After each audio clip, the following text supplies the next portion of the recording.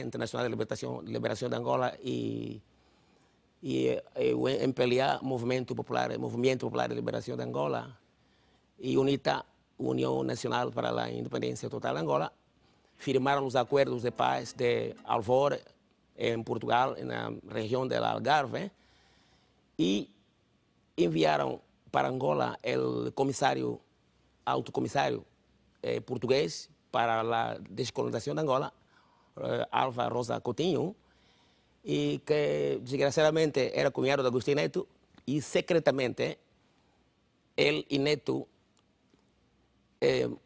viajaron hasta Cuba y trataron con los Castros, tomaron la decisión de ir para Angola y mandarle, o sea, donde mandaron más de 60.000 tropas cubanas y violaron el acuerdo en lugar de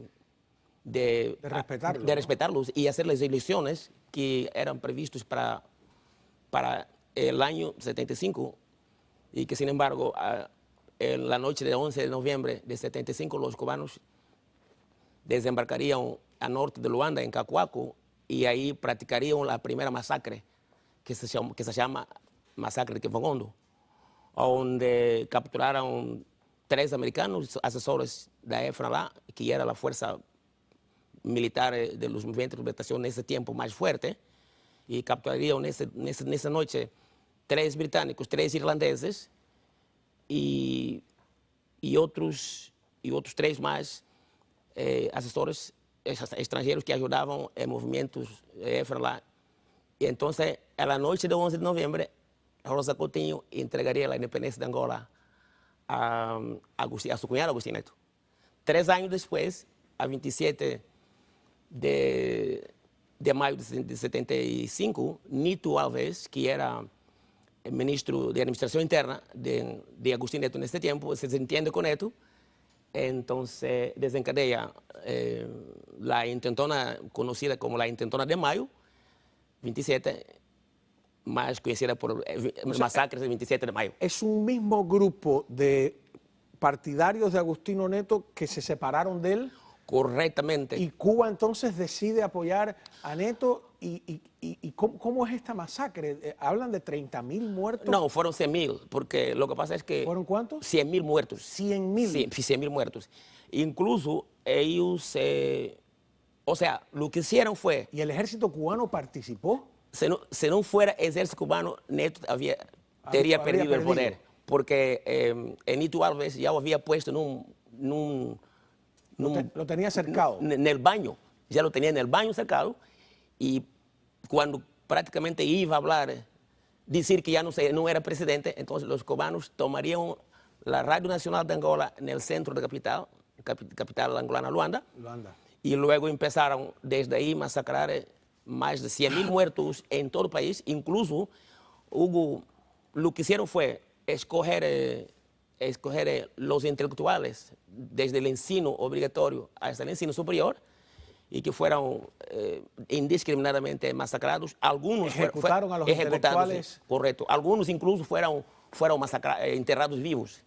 Esto que lo desconoce la mayoría del pueblo cubano y del exilio es tan cierto que el actual presidente, que es un presidente que viene de los grupos políticos que Cuba apoyó, ha pedido disculpas. Quien no ha pedido disculpas es el gobierno cubano, que debería pedir disculpas por semejante crimen. Yo he escuchado muchos testimonios de que, como si fuera algo heroico, que los cubanos usaron unas armas soviéticas, que son unos cohetes que están en unos camiones conocidos como Katyuska, que supuestamente son antiaéreos, que los bajaron a ras de piso y empezaron a arrasar aldeas. ¿Es cierto eso?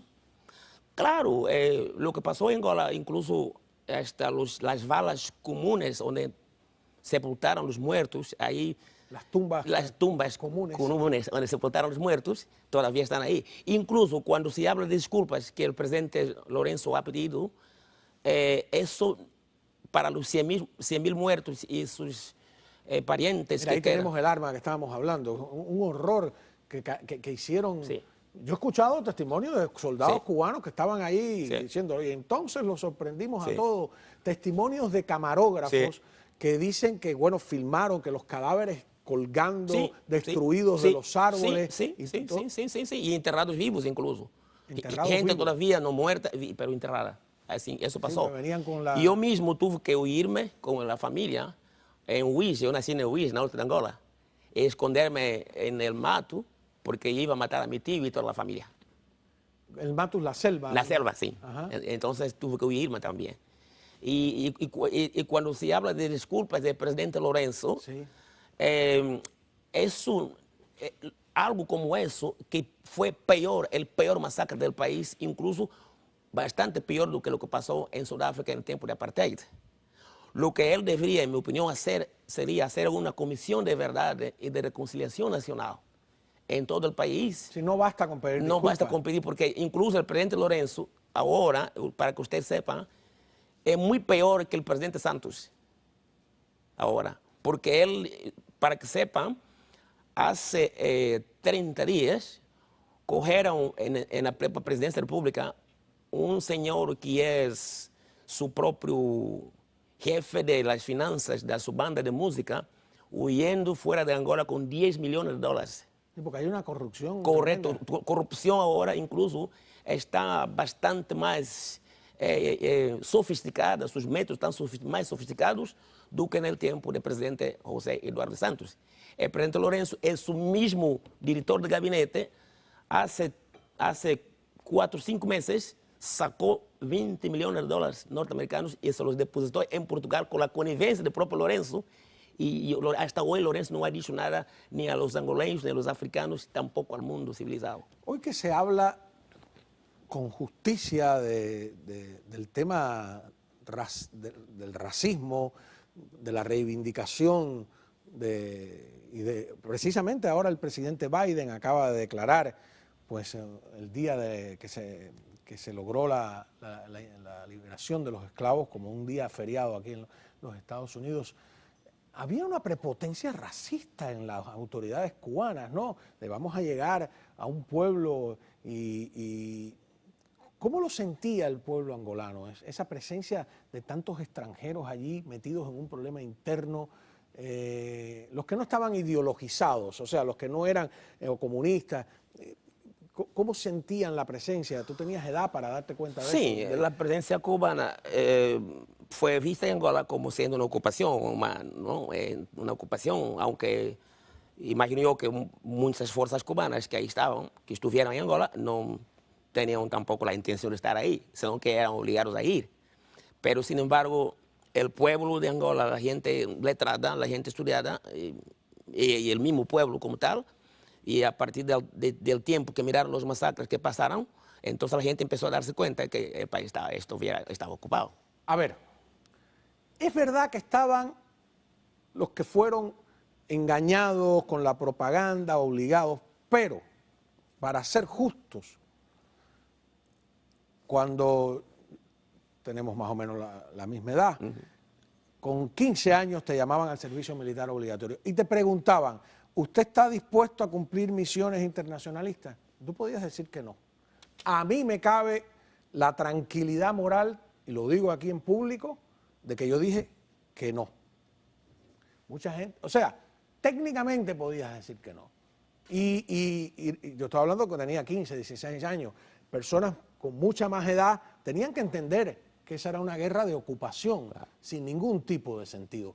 Cuba tiene que pedirle disculpas algún día al pueblo de Angola por lo que hicieron, por masacres como... Esto es una masacre, yo estoy seguro que se cometieron otras de cualquier tipo. No hay justificación, fue una guerra imperialista, Sí.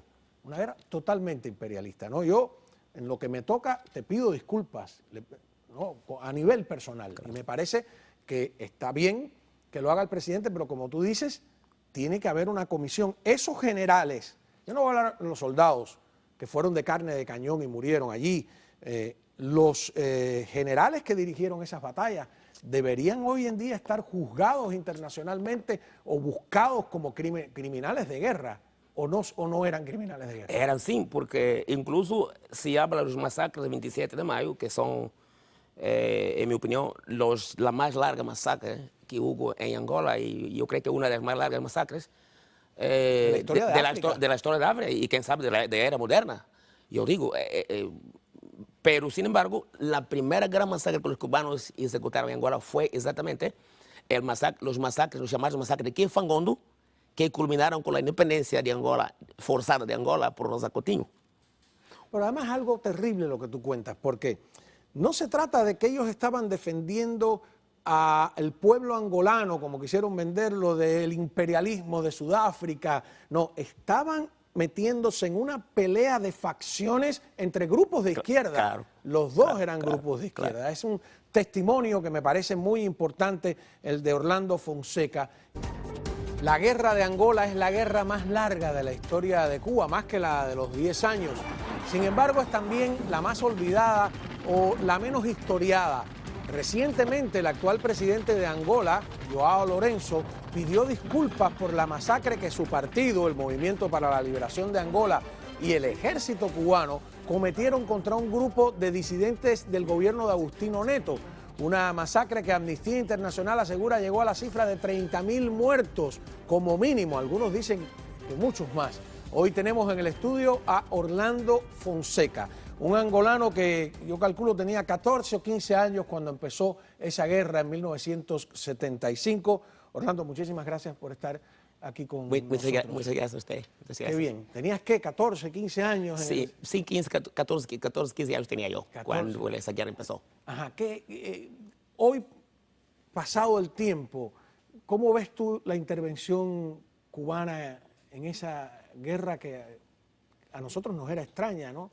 Y además mucha gente en Cuba no sabía, hasta tiempos después, que había soldados cubanos. ¿Cómo ves tú? ¿Qué pasó ahí? No, fue una guerra devastadora y que no tenía ningún sentido. Eso empezó especialmente a partir de la altura en que Agustín Neto y los tres movimientos de liberación nacional, entre los cuales AF